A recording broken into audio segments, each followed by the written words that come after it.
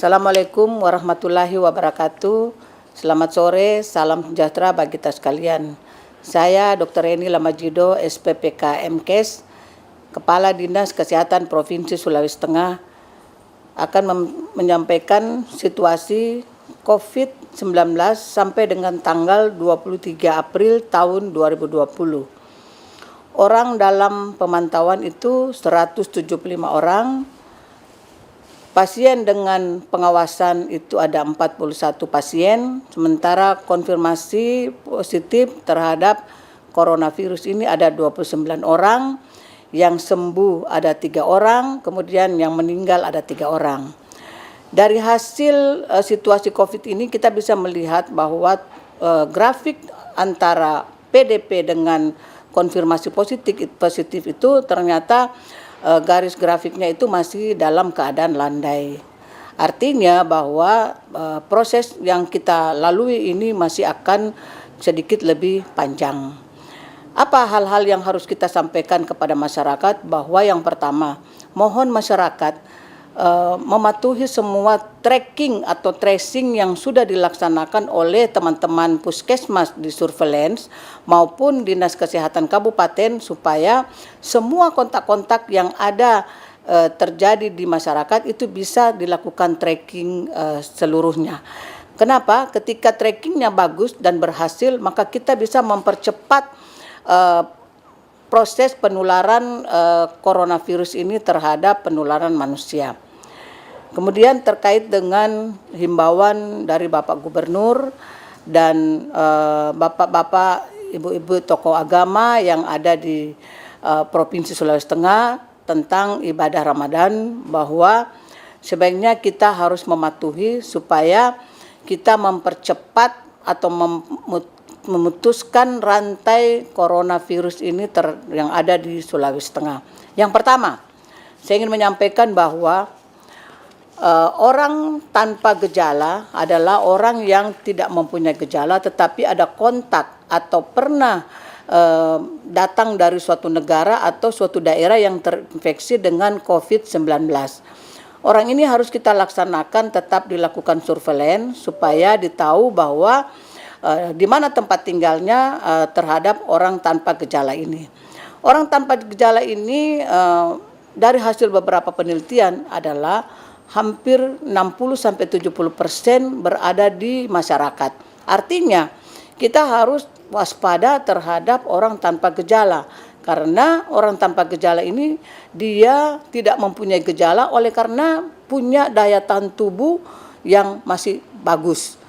Antara lain Olahragawan itu pasti daya tahan tubuhnya tinggi, sehingga ketika dia terkena infeksi virus corona maka dia tidak akan mendapatkan gejala-gejala yang dirasakan. Oleh karenanya saya berharap seluruh masyarakat kita harus waspada juga terhadap orang tanpa gejala.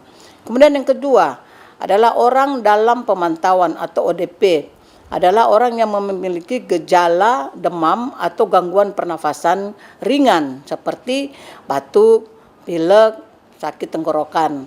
Orang ini bisa dilakukan isolasi mandiri di rumah, tetapi dengan catatan dia harus dalam pengawasan teman-teman yang ada di puskesmas sesuai dengan protokol dari COVID-19 yang ada dari Kementerian Kesehatan. Kemudian dilakukan rapid test pada ODP dan juga dilakukan swab terhadap ODP. Ketika nanti hasilnya positif, maka itu akan harus masuk ke dalam tempat yang diharapkan sesuai dengan pedoman COVID-19. Kemudian apa ciri-ciri khas daripada orang yang ODP adalah yang pertama, dia ada demam atau ada batuk, kemudian ada pilek atau ada riwayat pernah kontak dengan pasien COVID-19 ataukah pernah berada di suatu negara atau di daerah yang memang terinfeksi terhadap virus corona. Kemudian yang ketiga adalah pasien dalam pengawasan, adalah orang yang memang sudah bergejala dengan gangguan pernafasan yang berat. Antara lain adalah ada demam, kemudian ada batuk pilek disertai dengan sesak nafas.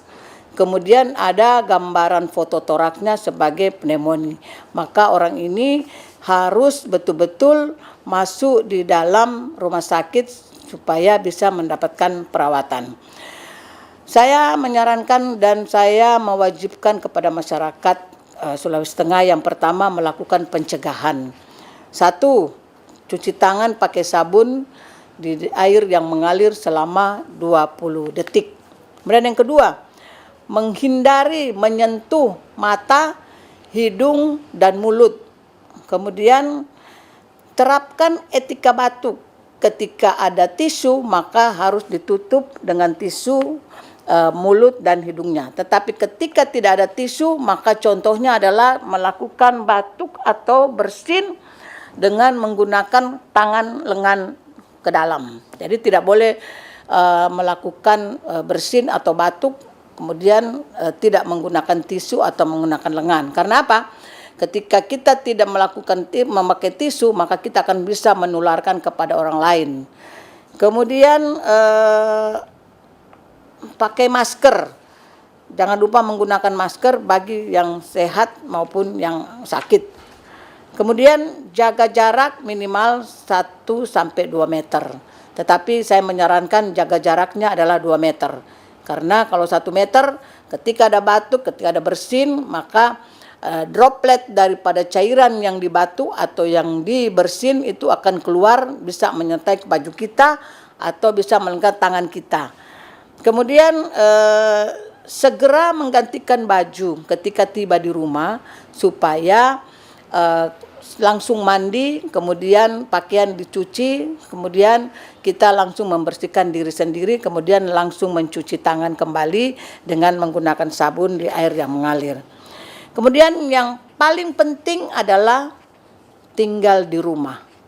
Tidak usah keluar kalau tidak terlalu penting dan tidak terlalu emergensi. Karena kenapa? Karena OTG, orang tanpa gejala, ketika dia keluar, kemudian dia akan berkumpul dengan orang lain, maka dia akan bisa melakukan penularan kepada orang yang lain. Kenapa kita menyarankan untuk tidak melakukan berkumpul beberapa orang? Karena kita takutkan adalah orang tanpa gejala ini karena tidak kelihatan apa-apa, tetapi ternyata dia sudah mempunyai infeksi virus tetapi tidak kelihatan gejalanya, sehingga ini yang harus kita waspadai. Kemudian kami dari Dinas Kesehatan Provinsi dan Dinas Kesehatan Kabupaten Kota itu bekerja sama di dalam pelaksanaan tracking maupun tracing pasien. Saya berharap kepada seluruh masyarakat Sulawesi Tengah dengan mohon sangat jangan menolak ketika dilakukan tracking atau tracing. Karena apa? Ketika Bapak Ibu menolak dilakukan tracing atau tracing, maka ini akan memperlambat kasus ini terhadap coronavirus ini. Tetapi ketika kita melaksanakan tracking dan tracing itu bisa berhasil dengan sempurna, kemudian kontak kita lakukan beberapa penurunan kontak terhadap tracking ini, maka penularan ini akan cepat berhenti terhadap coronavirus ini. Kita berharap mudah-mudahan dengan bulan suci Ramadan ini semua masyarakat ini bisa memahami, bisa mengerti keadaan daripada Dinas Kesehatan Provinsi, Kabupaten Kota maupun teman-teman rumah sakit serta teman-teman yang ada di dinas di puskesmas yang ada di wilayah kerjanya masing-masing. Tolong bantu kami. Tolong kami, karena ketika kami melakukan tracking, kalau ada penolakan maka itu tidak akan membuahkan hasil yang lebih baik. Mungkin dari saya cukup sekian. Sekali lagi saya menghimbau, kami tenaga kesehatan adalah menyayangi Bapak Ibu. Tolong juga Bapak Ibu menyayangi kami. Karena kami tenaga kesehatan adalah tenaga yang betul-betul ikhlas, tenaga yang betul-betul di hadapan Allah. Mudah-mudahan kami ini tenaga kesehatan seluruhnya di Provinsi Sulawesi Tengah ini mendapat hidayah berkah dari Allah Subhanahu wa taala, karena pengabdian kami, keikhlasan kami untuk merawat pasien-pasien yang ada di rumah sakit maupun di puskesmas maupun pada saat dilakukan tracking. Sekali lagi saya ucapkan terima kasih banyak kepada seluruh teman-teman tenaga kesehatan yang ada di Provinsi Sulawesi Tengah. Kita adalah pejuang atau pahlawan dunia yang mungkin tidak akan ada taranya. Pengabdian teman-teman adalah pengabdian yang selalu akan mendapat ridho dari Allah Subhanahu wa Ta'ala. Sekian dan terima kasih. Wabillahi taufiq wa hidayah. Wassalamualaikum warahmatullahi wabarakatuh. Selamat sore.